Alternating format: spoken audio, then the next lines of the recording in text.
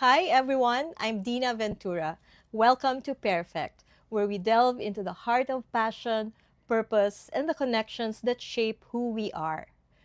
Today, we explore how innovation and determination can help solve one of the world's most pressing environmental challenges, plastic pollution. Our guest is an inventor, entrepreneur, and environmental advocate whose vision has inspired a global movement to clean our oceans and rivers. What started as a school project after noticing more plastic than fish while diving in Greece has grown into one of the most ambitious environmental initiatives in the world. Please welcome to Pairfect, Boyan Slat, founder and CEO of the Ocean Cleanup. Welcome Thank you to for having me. Pairfect. Yeah, Thank you for making time. pleasure. So, how long have you been in the Philippines? 2 days. 2 days. Yeah, Wow.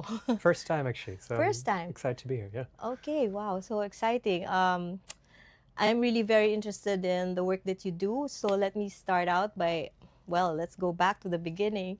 You're only 16 years old when the idea for the ocean cleanup first came to you.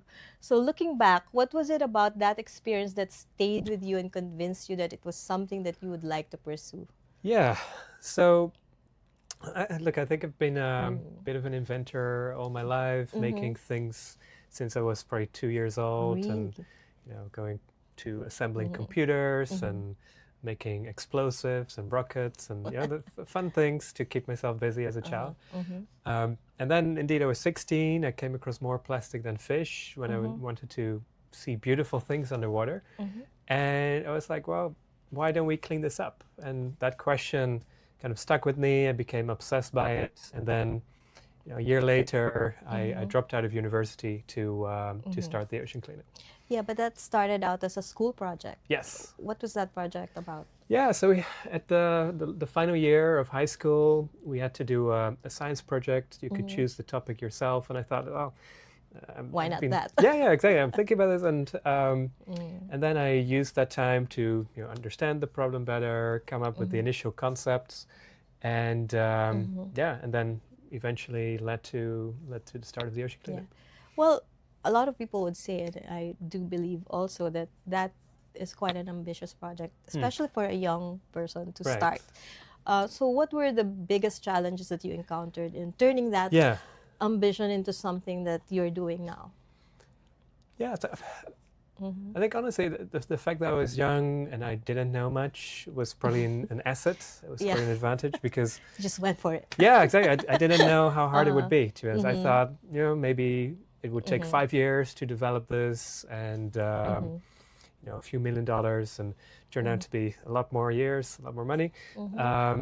But now after a decade of trial and error, we actually got to the point that we have working solutions. We are already stopping up to 5% of all the plastic that's flowing into the ocean. Wow. We cleaned up the weight of 5 Eiffel Towers worth of plastic, and we're growing Really? exponentially. So it's so it's But that going took pretty 10 well. years. But that was a long. So the first 8 years, we didn't collect any plastic, right? So What were you doing? just research and development. So going out to the ocean, taking measurements. Like nobody knew where this stuff was coming from, how much was out there.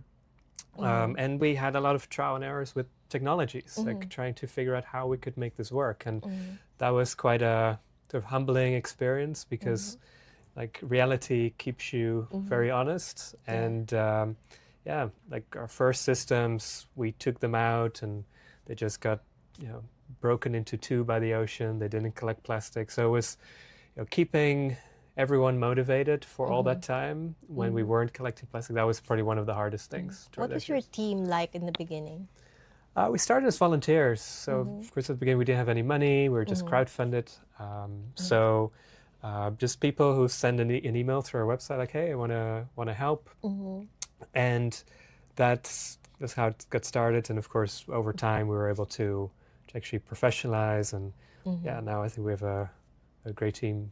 Did you get very little support from like maybe governments or Oh, like companies? basically nothing from in the first years. I remember just after dropping out of university, I sent an email to 300 companies asking for help, and only one replied, and that Wow. person said, "This is a terrible Can't be idea. done. Can't be done. You should go back to school." So that wasn't really affected. Of course, now it's very different, Yeah. and like companies are standing in line to partner with us. But Yeah. It's an idea whose time has come, I suppose. yeah, like we were maybe a bit early, but yeah, of course Well, it's somebody had to start it. yeah, and it was a crazy idea, right? Like the ocean is so big, Vast. yeah, so it's quite unbelievable to think we can clean it up, but now Yeah. we know we can What do kept you going? I mean, in spite of all the discouragement, I suppose. Well, nobody else was doing it, so and I knew like if we were to fail, the chance that it would ever happen would probably go down because people would point at us and say like, look, these guys, they tried it, they failed, so you know, bad idea to get started with this. So yeah, so I think what you want to do in general, you want to do things that wouldn't happen if you wouldn't be doing them. Like many things, like oh, like yeah, okay, maybe great business opportunity, but if you wouldn't do them, somebody else would do it like a year later or 2 years later. But with this, it really wasn't the case, I think. Like I don't think anyone would be doing this if we wouldn't be doing this. So, so I think that was what kept me going. It's like, hey, this is really important for the world. It's just causing tens of billions of dollars of harm to the world. There's 3 billion people relying on seafood, which are potentially poisoned by this stuff. There's 300 species threatened with extinction. So yeah, like this is something that needs to be solved. So what kept you like focused? Like I'm sure somehow some of those negativity got to you at some point, or did it not? Yeah, of course it was difficult, but I don't know. It's, I guess I remember that phone call when that first system that we put so much faith in that you know, when that broke, I got this phone call like, hey guys, we're in trouble, and I remember I was very distraught by that for a moment, but I think like 2 hours later I was already with the team again, thinking like, okay, how do we solve this? How can we learn from this? So at the Ocean Club we see failures not as failures, but really as unscheduled learning opportunities. There are ways to to figure out, okay, like, well, it gives a lot of information on how to do better the next time. Yeah, so you keep learning from the mistakes. Yeah, I think it's at the beginning, all our ideas were wrong basically, but as long as you're you remain focused on the end goal and you remain flexible in terms of how you get there, and you're willing to be open and to learn from and try things and learn from it. I think over time you sort of step by step get to something that can work and can be successful. Yeah, that takes really a lot of passion and belief in what you're doing. Yeah, I think if there's one thing we've been is very perseverant. There were so many moments that I think any rational person would have given up, but we're like, no, this has to happen. Why is it so important for you to just really hang in there and just keep going? I think it's kind of my nature, I guess, to never give up. I mean, I think most things fail because people give up. So that's very true. Yeah. I mean, there's not many things that are really truly impossible, right? It's just the things that are that the laws of nature are telling you, like going faster than the speed of light or something.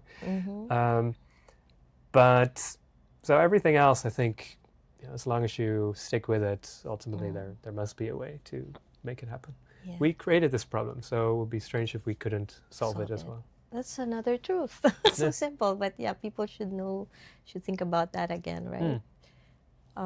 So like, what other lessons did you learn along the way that, stuck with you and kept you going, pursuing this for like 10 years now? Yeah. I think the key thing is to really, again, just start and learn as you go. It's like we were wrong about many things, but again, the key is to be less wrong over time. And I think, looking back at myself, even just a year ago, thinking like, oh, this guy was so stupid, right? Like, there's so many bad management decisions and all that. And I hope that in a year from now, I will feel the same again, because that means I'm learning, we're learning from that. But anything specific? I think it's very like seeing is believing. I think is a very important truth. So to convince the world that it can be done, I think it was very important to make it really visual and to really show these, I think pretty dramatic videos that tend to go viral. That we put out. It's these crazy waves of plastic going through these rivers, the huge catches that we take from the ocean. So it's not enough to put out a study that says like you can clean the ocean. Like, you have to show it. Yeah. And so, what kind of technology did you finally create that did what you wanted to do from the beginning? Yeah. So there's two things that we do at the Ocean Cleaner. We're cleaning up what's already in the ocean, and we're stopping it in rivers before it can even reach the ocean. Okay. If we want to get back to clean ocean, you have to do both. Like simple as that. So to clean up what's already in the ocean, we developed this huge floating barrier that is towed forth by ships. It's sweeping an area the size of a football field every 5 seconds. Wow. And the idea is that we fly ahead with drones, we detect where the hotspots are of the plastic, and then we steer the system to those hotspots so we can really effectively, basically within a matter of years, clean up this area known as the Great Pacific Garbage Patch, which is this area where the plastic that's already in the ocean is sticking around. So that's one area. Then in terms of rivers, we identified that just 1% of the world's rivers is responsible for about 80% of the pollution. Really? So if we can find the right rivers, you can have a huge impact in a short amount of time. So, and it's really these coastal cities in mostly middle-income countries, places like Manila Bay, of course, but also places like Jakarta, Mumbai, Panama City, even some places that are quite a bit richer, like Los Angeles. I mean, they still we're still operating there. So it's these coastal cities where you have a lot of people. You have rivers, and when it rains, that stuff flows into the ocean. That's really where to focus on, and that's why we're also very excited that we're now coming to the Philippines, and we'll soon have our first deployment here as well. I'm so curious to know what you'll find. Yeah, and we basically, the way it works is we have these systems, again, sort of barriers that catch the plastic, the current brings it into it, and then we use either conveyor belts or excavators to pull it out, and then make sure we manage the waste correctly.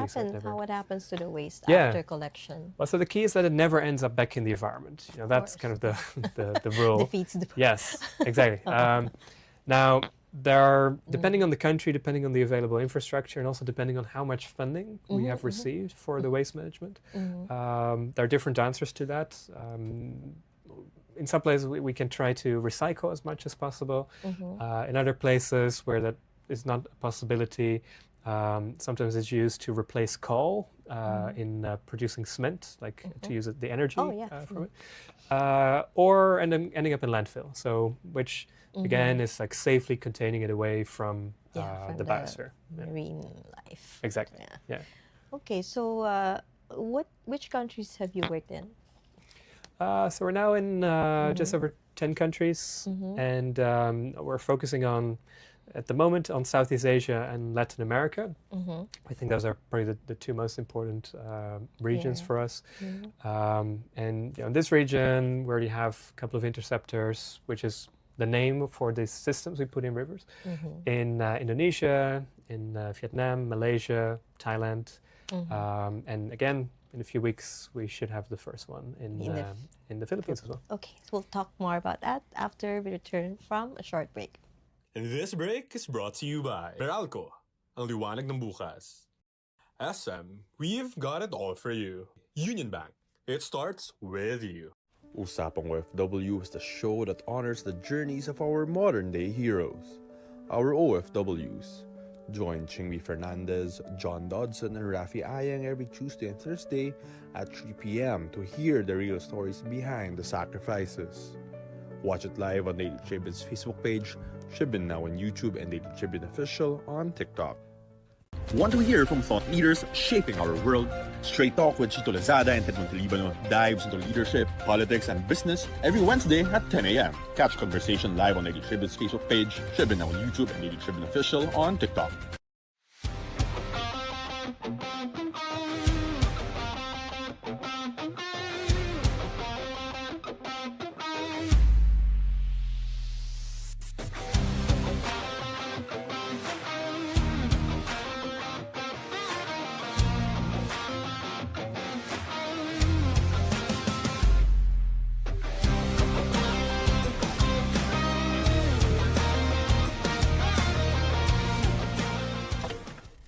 This June 12, 2026, Friday from 8 a.m. to 6 p.m., the heat is on at Daily Tribune's first and biggest pickleball showdown in Kawit, Cavite.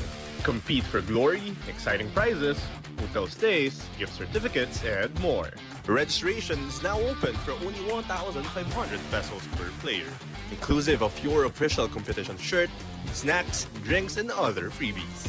Gather your team, bring your A game, and experience the ultimate Independence Day showdown with Daily Tribune's biggest and first ever pickleball tournament, powered by Arena Plus, JC Premier, and the Philippine Sports Commission. For sponsorship and partnership, contact Jiring Galvan at 0939-193-0691. See you on the court!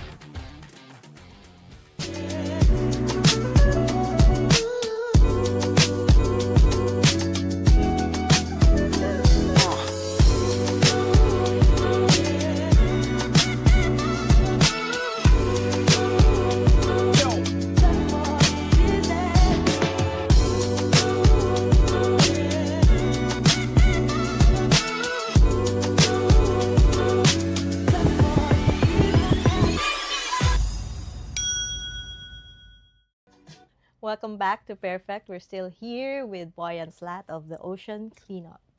So cleaning up the ocean is a pretty gigantic Sure. Yes. dream, and it's a global issue that I think a lot more people are aware of and are trying to do something about. And you have the technology to actually address the problem. So, but how do you balance the technological side of the solution with the need for public awareness and behavioral change? Yes. Yeah, so it is really not either or, right? I think these things should go hand in hand. And of course, when you see our videos, like what you see is this, the machines that are cleaning up the ocean, but actually that's just part of basically the whole system of the solution that we bring. We actively engage with the governments to work together to make this happen. There's the whole operations, and it's also the engagement with the community, because the communities that live around the river, it's key that they are really on board with this, and also that they see why we're doing this, right? And I think we've now seen many examples where, because we bring an interceptor to a city, people suddenly become aware that people didn't know about this problem. And the fishermen that used to throw their trash in the river as well, now that the river's clean, they actually say like, well, we don't want to throw our trash in the river anymore because now we want to keep it clean, right? So, so I think it's it's really this positive side effect of what we do is, you just raise a lot of awareness about the problem too. Did you ever encounter any resistance to it at some point? Well, so in the early years, there was a lot of skepticism, like, can this be done? There are people saying like, oh, it's doomed to fail and all that. And of course, that was hard to read at the time, that it still didn't work, right? Because you're like, maybe they're right. Like, there's always this little voice of doubt there. But like now, pretty much everyone we work with is understands why we're doing it, sees as it works, and is excited to be part of it. Of course, there's always some challenges in terms of we're working with so many different governments. The way the bureaucracy works is different in all places. So I'm sure. so it's complicated, right? Yeah. But it's not that people don't want it. I mean, we see around the world, people see like, hey, this can really help my country, my city, and this is something we need to embrace. Yeah, the way that the ocean cleanup is set up, you really need to collaborate with governments and For sure, yeah. people, right? So Yeah, we can't just do something and throw something in a river and expect people to be okay with that. So it has to be in partnership with the local authorities, local communities, and also the local funding ecosystem, right? Like we're blessed that we have some major philanthropists behind us that and companies as well that support us on a global scale. But in every country that we enter, we also seek to work with the major businesses, the major leaders of that country, because having that skin in the game, I think, is hugely beneficial. They can help open doors, and it would be. I think it's just a logical thing that makes sense too. how is it in the Philippines? How has the reception been to you? And did you have to do all this communication before you came over? Yes. Is that Yeah, tell so us about the right. process. So for us, the first step when we're entering a new city is to first measure the problem. So really understand which rivers we need to tackle, where in the rivers, how much trash can we expect, how does the rainy season work, all of that. And in parallel, we build that ecosystem. Like, okay, who's going to operate it? What's the waste management solution? What permits do we need? And then we work with the authorities to make that happen. So, and of course, I think what a lot of people don't understand when they are not from here is Manila is not like one city. There's actually, I think, 26 different cities around Manila Bay. So of course you have different authorities, different city authorities you have to work with. Yeah. And I think we're grateful now with the Maguayan government that they were able to move very fast, and we're actually deploying our first interceptor there now in the Maguayan River. And also, but then also on the national level, we see a lot of support. I mean, there's a lot of great work that's already being done in the past few years around revitalizing the Pasig and all the tributaries of that. So we're really not here to replace any of that, but to work together with those who already have done good work and see how can we help, how can we make it even better to ultimately get to this clean Manila Bay, which is something we all want. So that's your target for this trip, the Manila Bay cleanup? Well, yeah, cleaning the Manila Bay, I think that's what is achievable. And I think it will take maybe 2-3 years to get that done, because we need, I think, more than 20 deployments in the region here. But we're starting with the first one. And based on all that learnings, we will then should be able to go a lot faster in the other rivers. So in the next months, we'll be working on the next deployments in Manila and speeding up after that to ultimately get to a clean Manila Bay. Yeah, very good. And what kind of support are you getting from the local government? Yeah, so the governments are very supportive. Again, in Maguayan, we got all the permits. They'll actually be operating the interceptor as well. They'll be taking care of the waste. So they're really invested in this project. And That's good. yeah, no, very good. And yeah, we see similar positive reception in the rest of the region. Yes, hopefully. And so at this point in your work, in your journey, are you happy with the way things have gone for the ocean cleanup, for your dream? Like, are you there in that place where you're seeing something coming out of what you imagined it to be when you were just starting out? Well, obviously, it was a lot more complicated than I thought it would be. And also, we learned so much in terms of with our research team about how the problem works. When we started, nobody even knew that rivers was where the plastic came from, and then people thought it was like just a few big rivers like the Mekong or the Nile. And then with our research, we found that actually it's more like these tiny rivers in big coastal cities. So, of course, by learning by doing, what we're doing now is very different than what we thought we had to do.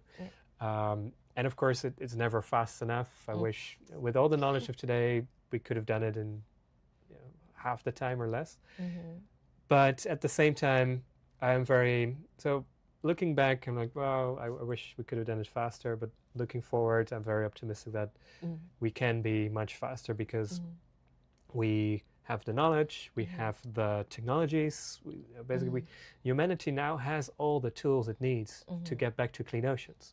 It's just now about funding and execution. Right. So I think if we have everybody on board with if we have the funding, if we execute, within a matter of years, we can rid the oceans of plastic. We think in the next 3-4 years, we can get to a 1/3 reduction of the pollution globally,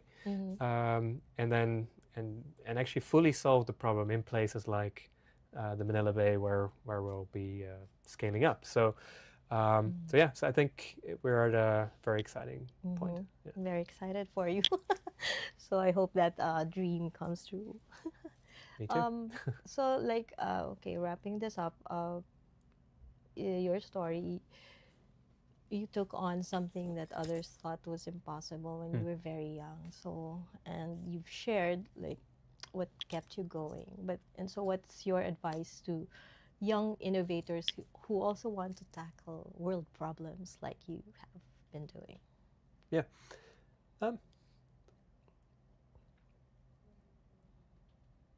I think it comes down to work on things that actually matter. Yeah. Work on things that other people aren't doing, and just start and iterate. Like learn by doing, and be patient and perseverant.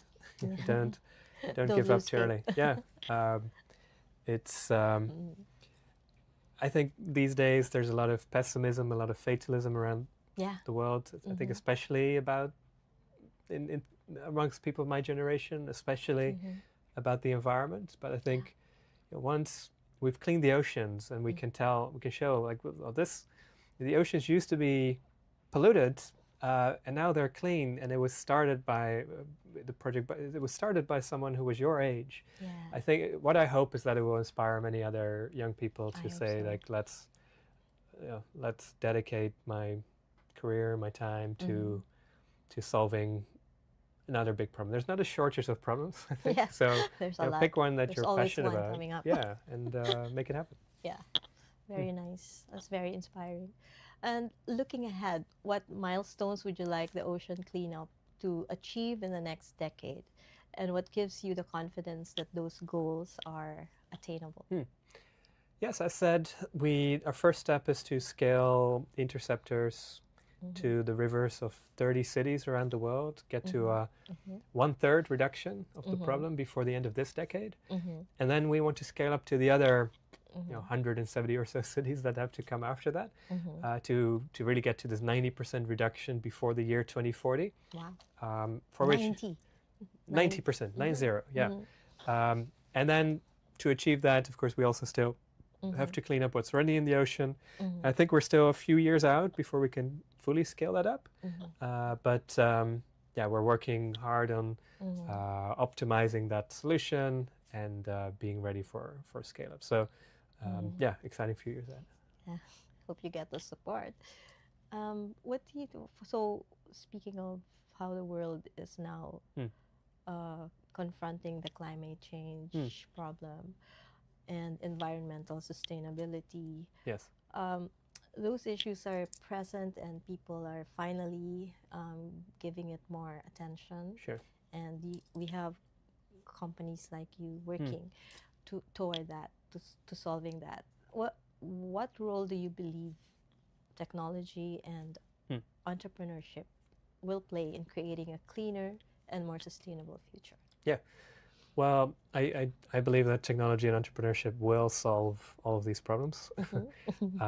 It is I think ultimately people have certain needs and desires, and we need to design the world in a way that people can fulfill those needs and desires without causing those negative side effects.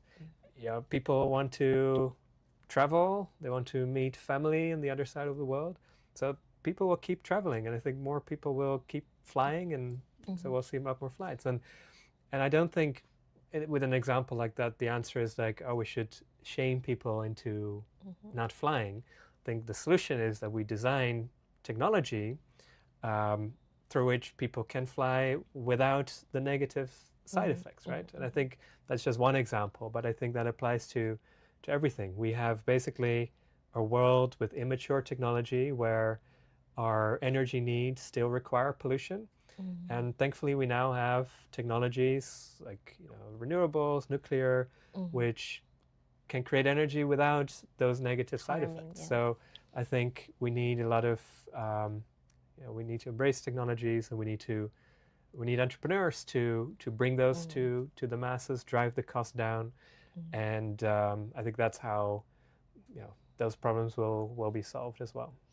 Very nice. Yes. So thank you for sharing. And before we end the show, would you like to say something, maybe a message to, I don't know, who do you want to address for this cause that you are now Well, working on? Yeah, no, look, we're at the Ocean Clip. We're very excited that we are now coming to the Philippines, and we look forward to deploying first around Manila Bay, and then scaling up in the rest of the country. And we very much look forward to working together with the authorities as well as with the business community. So if you're watching and your company wants to be involved and partner with us, we would love to be in touch with you. And I think together we can get to clean waters around the Philippines. Yes. Thank you. Thank you so much, Boyan. So this has been a truly inspiring conversation with Boyan Slat. Today we were reminded that age is never a barrier to making a difference, and that innovation, perseverance, and purpose can turn even the most ambitious ideas into action. Mga katribu, thank you for joining us on Pairfect. Don't forget to follow Daily Tribune for more stories that celebrate innovation, leadership, and the individuals working to create positive change for communities and future generations. And before we go, mga katribu, Grab Philippines has a question for you. Are you always on the go or craving something but prefer to stay in? There's a more convenient way to get things done. With Grab Philippines, traveling is made easier through GrabCar, reliable rides at your fingertips. And when you're feeling hungry, planning a last-minute gathering, or simply satisfying a late-night craving, GrabFood is ready to deliver, quick, easy, and hassle-free. For everyday convenience you can count on, Grab has you covered. Until next time, once again, I'm Dina Ventura, and this has been Pairfect, where every story connects perfectly.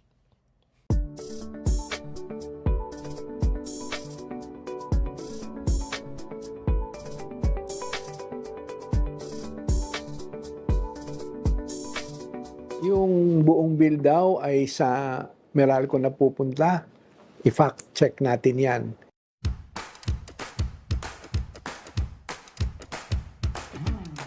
Hello mga katribu at welcome sa Ask Manong Joe. May natanggap tayong tanong mula kay netizen Ma'am Leonor Malbar. Ang tanong niya, ano ho ba ang totoo? Sa Meralco ba napupunta ang extra charges? Salamat Ma'am Leonor sa inyong tanong at tayo ay narito para magbigay liwanag at magbigay ng impormasyon nang sa ganon ay hindi tayo maging biktima ng fake news at misinformation. Nalaganap naman, alam naman natin yan sa social media. Una, hindi extra charges ang tawag dito. At hindi totoo na sa amin, sa Meralco, napupunta ang charges na ito. Ang nakikita niyong senior citizen discount, lifeline subsidy, fit-all, J-all at universal charges ay government-mandated o public policy charges. Ibig sabihin, hindi ito kita ng Meralco. Taga-kolekta lamang po kami at agad naman namin itong nare-remit sa tamang ahensya o sa gobyerno. Bawat isa may kaukulang batas.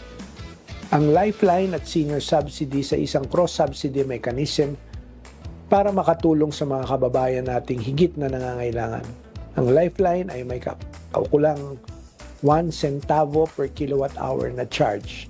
Ang senior naman ay 0.0001 per kilowatt hour. Ang universal charge naman po ay napupunta sa mga programang pang-enerhiya ng pamahalaan tulad ng electrification sa mga malalayong lugar o yung tinatawag na off-grid areas at watershed rehabilitation and management. Kasama na rin po dito ang bayad sa dating utang ng National Power Corporation. Sa Power Sector Assets and Liabilities Management Corporation o PISALM ito nire-remit ng Meralco. Habang ang Feed-in Tariff Allowance o PIT-all at Green Energy Auction Allowance o JAOL ay sumusuporta naman sa pagpapalawak ng renewable energy sa bansa. Diretso naman ito sa National Transmission Corporation o Transco. Mahalagang tandaan na ang mga ito ay tinakda ng pamahalaan. Sumusunod lamang ang Meralco at gayon din ang lahat ng distribution utilities at electric co-ops sa bansa sa mga regulasyong ito. Kaya mga katribo, maging mapanuri sa mga nababasa natin online. Importante mag-fact check at basta maniwala sa fake news. Ask po ang inyong lingkod, Manong Joe, at ito ang Ask Manong Joe. Hanggang sa susunod na paliwanag.